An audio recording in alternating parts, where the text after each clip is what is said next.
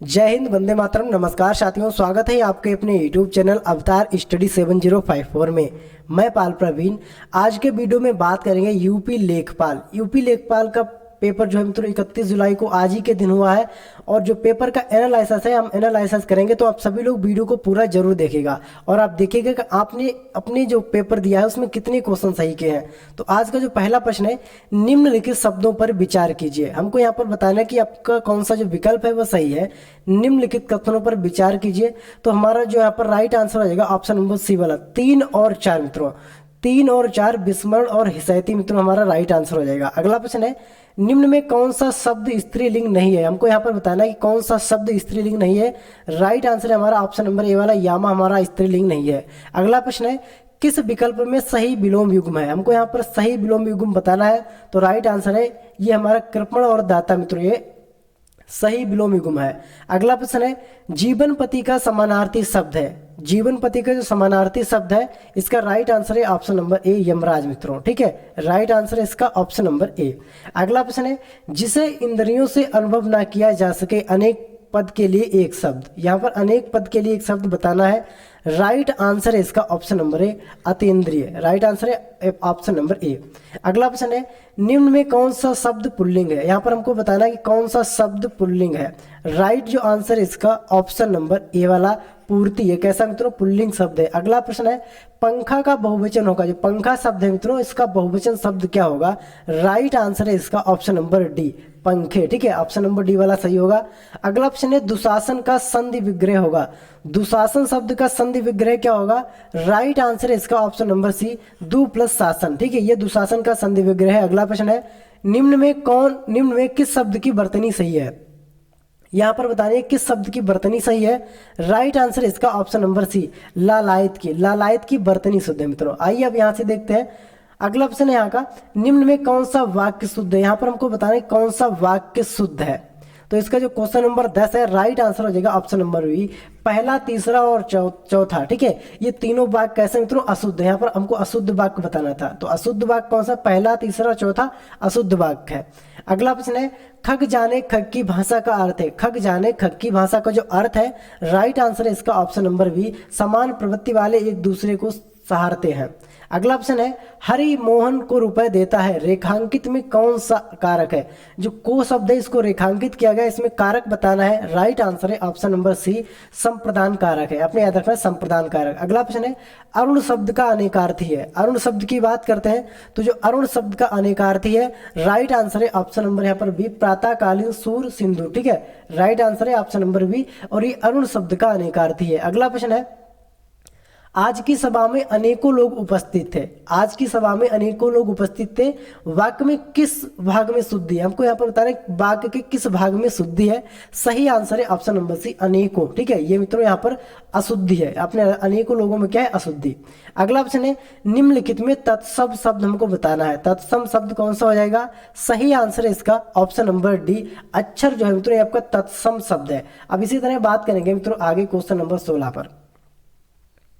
तो हमारा जो क्वेश्चन नंबर 16 मित्रों हमारा यहाँ से दे रखा है, मनीषियों ने असफलता की कुंजी किसे कहा है। आप यहाँ पर पैराग्राफ पूरा पढ़कर और आप आंसर कर सकते हैं। ठीक है, तो आपको 16 से 20 तक आप आंसर जो पैराग्राफ पढ़कर कर लीजिए। हम यहाँ से आपको कराते हैं।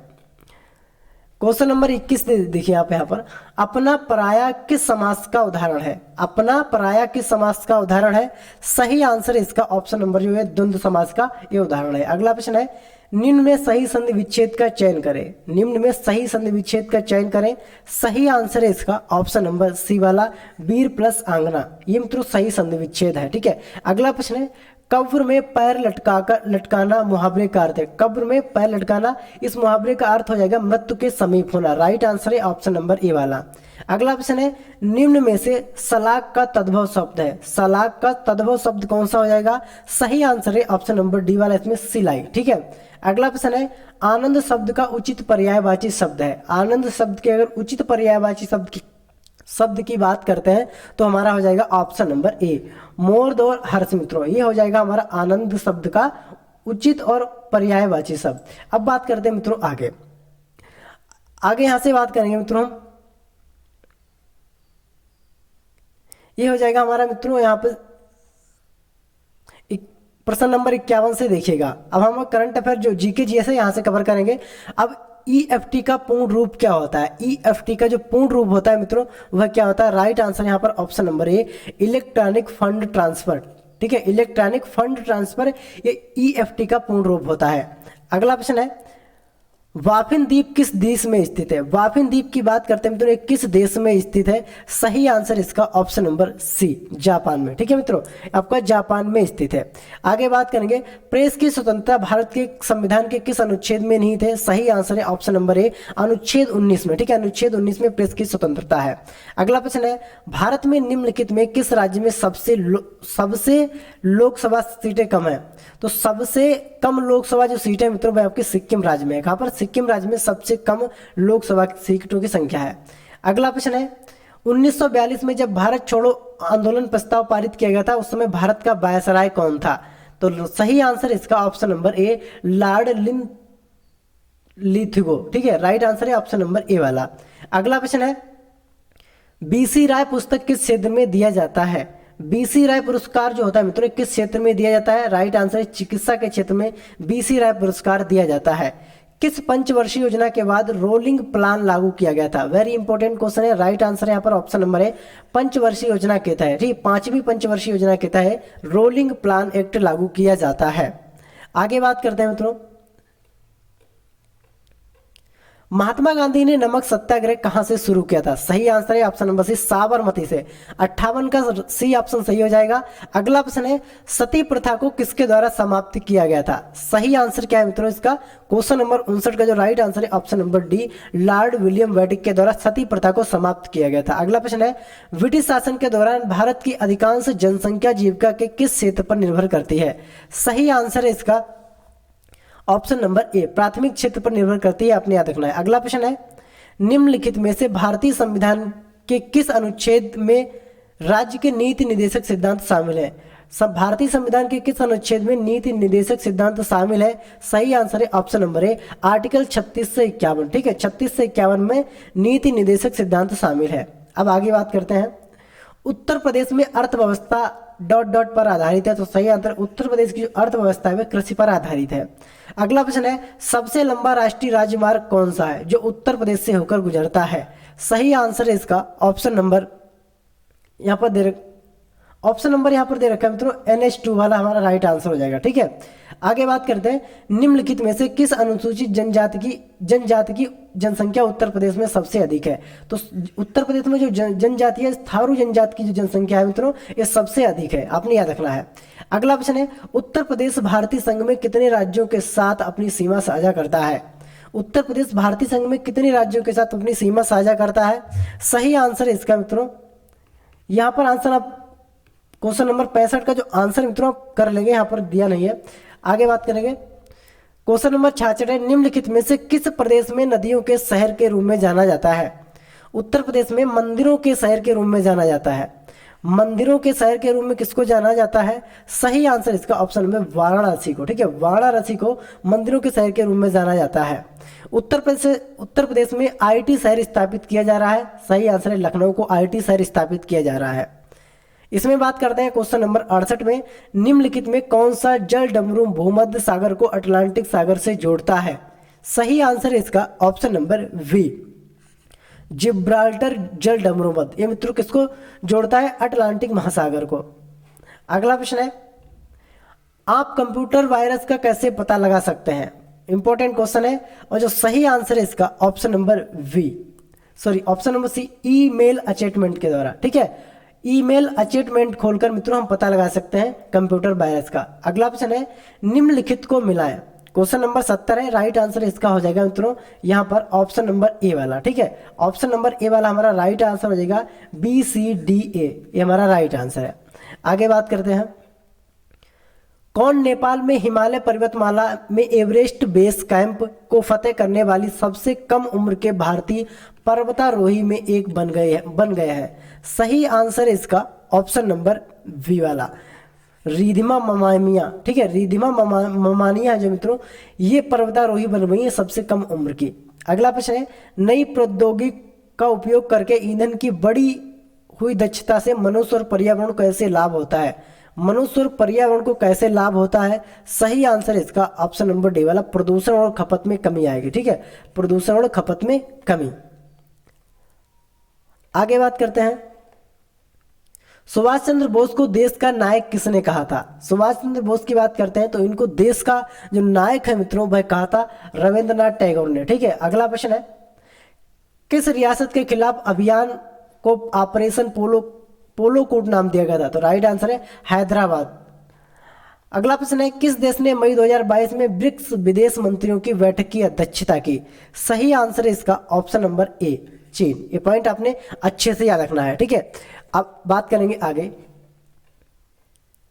भारत सरकार की निम्नलिखित में कौन सी योजना ग्रामीण क्षेत्र से शहरी क्षेत्रों में युवाओं के प्रवास को रोकने का प्रयास करती है? तो सही जो आंसर इसका option number D, SGRY। SGRY इसका जो फुल फॉर्म होता है संपूर्ण ग्रामीण रोजगार योजना। ये पॉइंट आपने याद रखना है। अगला प्रश्न है, पंचायती राज प्रशिक्षण संस्थान उत्तर प्रदेश में निम्नलिखित में किस स्थान पर स्थापित है? सही आंसर है ऑप्शन सी, लखनऊ में स्थापित है।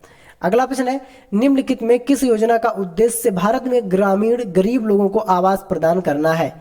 सही आंसर है इसका ऑप्शन नंबर डी, प्रधानमंत्री आवास योजना के तहत। ठीक है, राइट आंसर है डी। अगला प्रश्न है, निम्नलिखित में से भारत सरकार की किस योजना का मुख्य उद्देश्य बालिकाओं को उत्तर जीविकाओं को सुनिश्चित करना है? सही आंसर है option number B, Beti Bachao Beti Padhao के तहत। अगला प्रश्न है, यूपी ग्रामीण सड़क विकास एजेंसी। ठीक है, इसका जो फुल फॉर्म है यूपी ग्रामीण सड़क विकास एजेंसी की स्थापना कब की गई? सही आंसर है इसका ऑप्शन नंबर ए वाला, 2003 में। ठीक है, 2003 में यूपी ग्रामीण सड़क विकास एजेंसी की स्थापना की गई। स्वच्छ भारत मिशन ग्रामीण चरण 2 किस वर्ष शुरू किया गया? ग्रामीण जो चरण 2 है तो किस वर्ष शुरू किया गया था? सही आंसर है ऑप्शन नंबर सी, 2020 में शुरू किया गया था। उत्तर प्रदेश द्वारा की गई ई स्वास्थ्य पहल है, कौन सी उत्तर प्रदेश द्वारा की गई ई स्वास्थ्य पहल है? सही आंसर है इसका option A, Uttar Pradesh HMIS। ठीक है, स्वास्थ्य प्रबंध सूचना तंत्र, ये उत्तर प्रदेश के द्वारा चलाई गई ई स्वास्थ्य पहल है। अगला प्रश्न है, भूमि सुधार विभाग के तहत स्थापित FFM का पूर्ण रूप क्या है? भूमि सुधार निगम के तहत स्थापित FFS का पूर्ण रूप क्या है? सही आंसर इसका option number B, farmer field school. ठीक है, आगे बात करेंगे, केंद्र सरकार की निम्नलिखित में कौन सी योजना धुआं मुक्त ग्रामीण भारत की परिकल्पना करती है? सभी लोग आंसर इसका जो क्वेश्चन नंबर 84 का सही आंसर है सी वाला, प्रधानमंत्री उज्ज्वला योजना। ठीक है, अगला प्रश्न है, निम्नलिखित में किस संस्थान का मिशन भूमि संसाधनों स्वास्थ्य और उत्पादकों को एक स्थायी तरीके से संरक्षित करना और सभी संभावित खेती योग्य भूमि की रक्षा, पुनर्वास और पुनः उत्पन्न करता है? सही आंसर इसका ऑप्शन नंबर ए, उत्तर प्रदेश भूमि सुधार निगम। उत्तर प्रदेश भूमि निगम सुधार की बात करता है। अब अगला प्रश्न है, ग्रामीण क्षेत्रों की अर्थव्यवस्था और बुनियादी ढांचे को मजबूत करने के लिए 2021 में निम्नलिखित में कौन सी योजना शुरू की गई?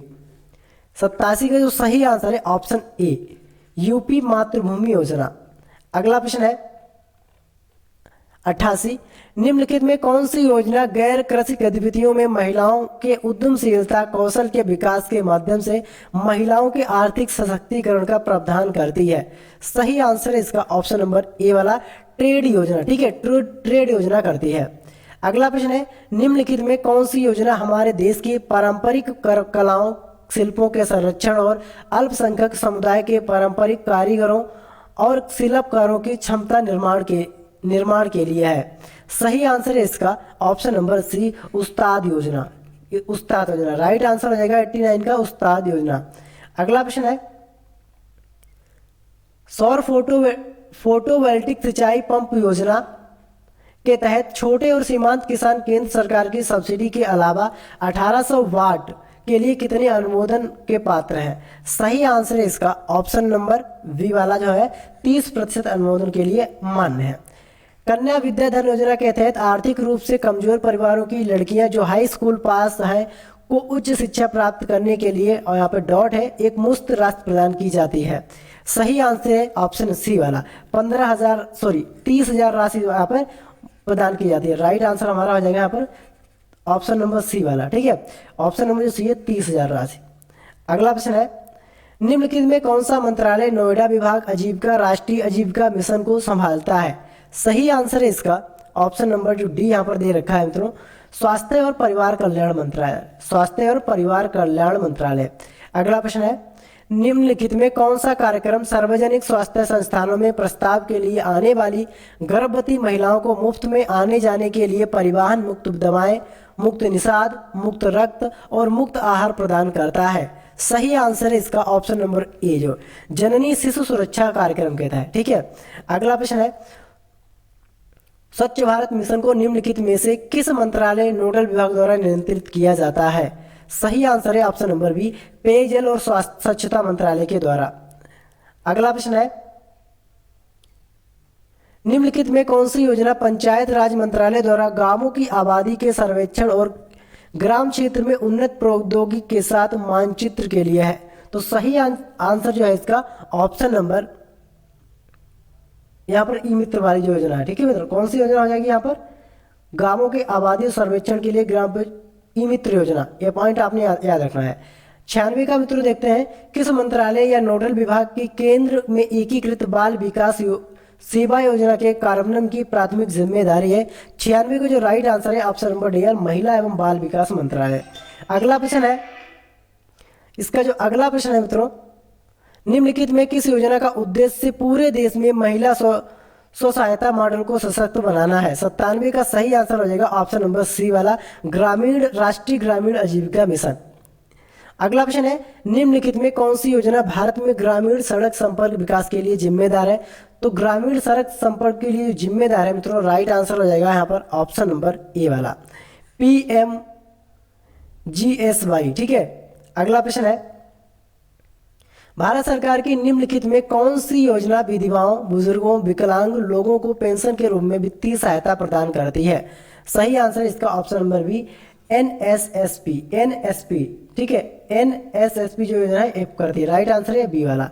अगला प्रश्न है, निम्नलिखित में कौन सी योजना के तहत किसी भी परिवार ग्रामीण परिवार के वयस्क को एक वित्तीय वर्ष में 100 दिनों के रोजगार की गारंटी दी जाती है जो अकुशल शारीरिक कार्य के इच्छुक है? सही आंसर इसका ऑप्शन नंबर डी, ग्रामीण रोजगार गारंटी योजना। तो ये थे मित्रों आपके यूपी लेखपाल का जो पेपर हुआ है आज के दिन, तो उसका एनालिसिस मैंने किया है, तो आप सभी लोग वीडियो को जरूर देखिएगा। आप अपना पेपर मैच कीजिए कि आप लोगों ने कितना पेपर किया है, आपका स्कोर क्या रहा है।